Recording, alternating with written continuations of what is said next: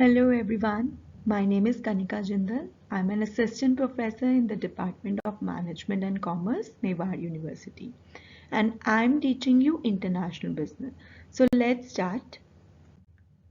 So in today's lecture video, I'll be covering the approaches of international business. We'll be also discussing about various differences between domestic and international business.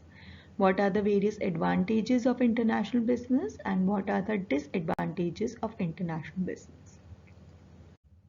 So now first let us discuss about the approaches to international business. There are basically four approaches to international business. First is ethnocentric approach, second is polycentric approach, third is regiocentric approach, and fourth is geocentric approach. So we'll be discussing about all these four approaches in detail one by one. So first approach is ethnocentric approach. So this approach focuses on the values, ethics and belief of the home country. All the strategies are first formulated for the domestic nation or the domestic business. And the focus on the international business is only secondary. So under this approach, businesses first cater to the demand of domestic market and trade surplus, if any, is then distributed to a foreign nation. So these are all the features of ethnocentric approach. So this approach to international business focuses on the values, ethics, beliefs of the home country. Overseas operations are operated from the head office of the domestic country by domestic employees only. And there is no major modification in products that will be exported to a foreign nation, and no marketing research is conducted. Various examples of ethnocentric approach are Indian clothes, dresses, food, beverages which are exported to foreign nations where a large number of Indians live. So now second approach is polycentric approach. So now let us understand what is polycentric approach.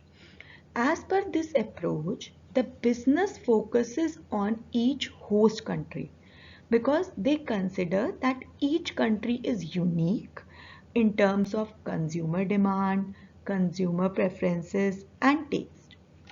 Also, so if businesses want to succeed in each country, they should adopt according to the host country's requirements. So that is the major motive under this approach. The businesses open its subsidiary in each overseas market and businesses and adopt different marketing plans and strategies as per the requirements of host country's needs. The foreign subsidiary has decision-making power under this approach and their operations are decentralized. Examples of this kind of approach, examples of the companies who are using such polycentric approach are McDonald's, Starbucks, Google, Doodle, etc. So the third approach is regiocentric approach. So under this approach, businesses divide the whole world into different regions on the basis of various factors. Those factors can be regional factors, social and cultural environmental factors, economic factors, or political factors. And the marketing strategies and business plans are formulated in regional headquarters for the entire group of countries or the regions which were divided. Then the managers are hired or transferred from different countries lying within the same region. Examples of the companies and examples of regiocentric approach are that the firms divide the regions based on unique similarities like SAARC countries, the Baltic region and the Scandinavian region. Fourth and the last approach is the geocentric approach.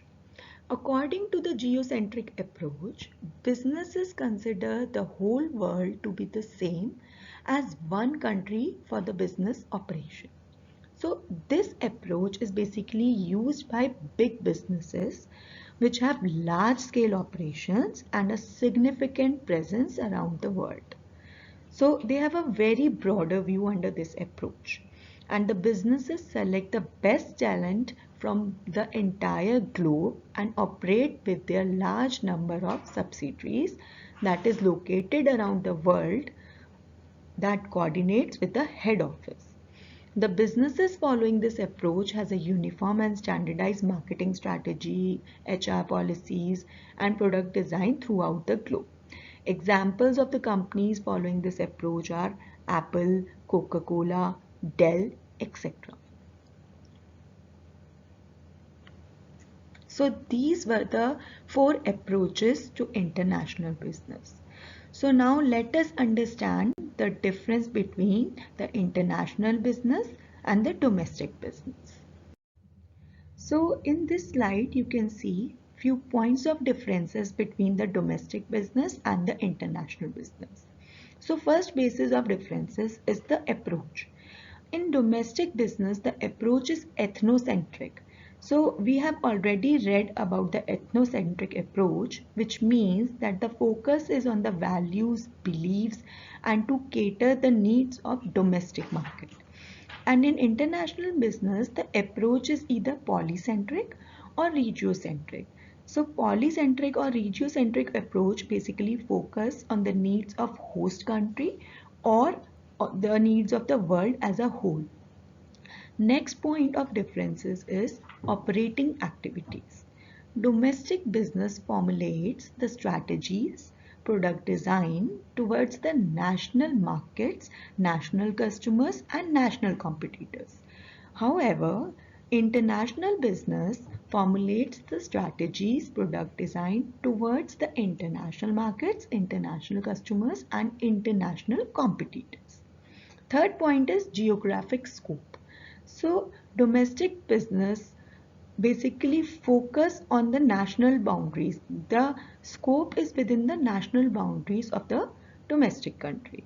And in international business, the scope varies from the national boundaries of 2 countries up to a maximum of a entire globe. So there is no maximum limit on the number of countries.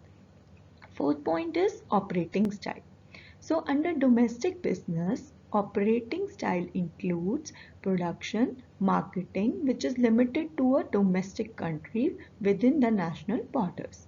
And the operating style in international business can be spread to the entire globe. Fourth point is tariffs.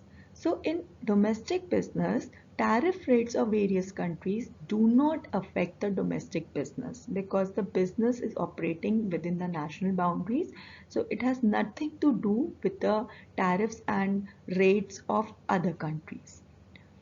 But in international business, tariff rates of various countries do affect the international business because the operations of the business are at the global level. So these are few points of differences between domestic and international business. Let us now discuss the various advantages of international business. So the first point is obtaining valuable forex. So through international business, a country can earn valuable forex by exporting its goods to other countries. Second point is division of labor. International business leads to the specialization of product production, and therefore high quality products that you have the greatest advantage. Third point is optimal use of available resources. International business reduces the waste of domestic resources. It helps countries to make the best use of their natural resources, and each country produces those products that have the greatest advantage. Next point is improving the standard of living of people. The sale of surplus products from one country to another leads to increased income and savings for the people in the first country.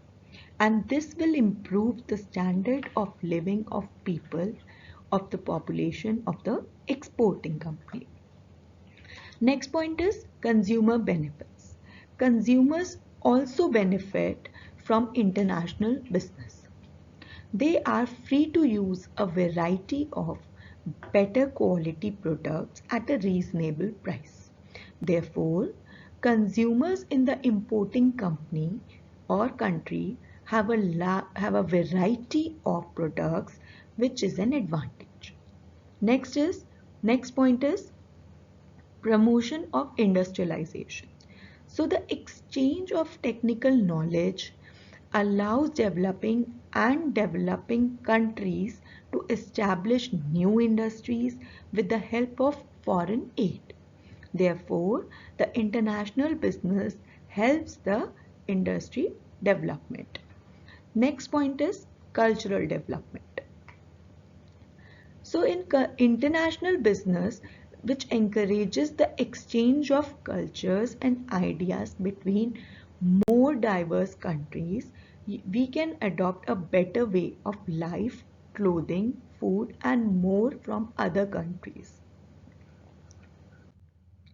Next point is economies of large scale production. International business leads to large scale production due to high demand, and every country in the world can benefit from large scale production. Next point is product price stability. International business reduces large fluctuations in product prices, and it leads to stable product prices around the world. Next point, benefit in an emergency. So international business allows you to face emergencies in the event of a natural disaster, and we can import goods according to our needs. Next point here is increasing public income. The government imposes import and export taxes on these transactions, and therefore the government can make a lot of money from international business. So all these points are the various advantages of international business. Now let us also discuss the various disadvantages of international business. So let us now discuss the various points of disadvantages of international business. So the first point is negative economic impact. One country affects the economy of another country through international business. In addition, large-scale exports also hinder the industrial development of importing countries. Next point is competition with developed countries. Developing countries cannot compete with developed countries unless an international business is managed. So it impedes the growth and development of developing countries. Next point is competition between the nations. Fierce competition and the desire to export more products can create a competition between the nations, and as a result, world peace can also be hampered. Next point is colonization. Due to economic and political dependence and industrial recession, importing countries may be colonized. Next point here is exploitation. So international business leads to exploitation from developing countries to developed countries. Prosperous and dominant nations regulate the economies of poor nations. Next point here is legal issues. The different laws, regulations, and customs followed by different countries can also have a direct impact on import and export trade. Next point is unwanted fashion promotion. So cultural values and heritage are not same in all countries, and there are many ways, many aspects that may not be suitable for our environment, culture, tradition, etc. So this obscenity is often created in the name of cultural exchange. Next point is language issues. Different languages in different countries create barriers to establishing business relationships between different countries. Next point of disadvantage of international business is dumping policy.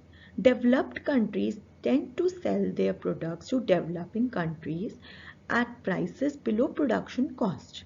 As a result, industries in developing countries have been closed. So that is dumping policy. Next point is complex technical steps. International business is very technical and has complicated procedures. It contains various uses for important documents. Expert service is required to handle complex procedures at various stages. Next point is shortage of commodities in exporting countries. Traders may prefer to sell commodities to other countries instead of their own in order to make more profits. As a result, there is a shortage of products in the country of origin. Next and the last point is negative impact on the domestic industry. International business represents a threat to the survival of entry and early industries. Foreign competition and unlimited imports can disrupt our country's future industries and future growth. So with all the benefits, with all the advantages, these are the few points which shows the disadvantages of international business. So that's all for today. Thank you so much everyone. Have a nice day. In case of any doubt, please feel free to contact or drop a message. Thank you so much.